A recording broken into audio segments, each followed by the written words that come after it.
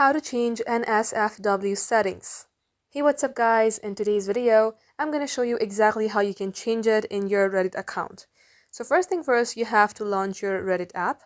Make sure that you are logged into your specific Reddit account. You will see a page like this. In order to switch it, you have to tap onto your profile. Once done, tap onto this settings button at the below page. And right here, scroll below. Under view options, you will see two options. One is show mature content. Make sure that you have toggled it on or off according to your preferences. Another is blur mature images and media. Now these are the two settings that you should edit, and you can go ahead and do it according to your preferences as well. Once it is so, this will be automatically saved. You can come back, and that is how you can do it. So guys, this is all for today's video. Thank you for watching.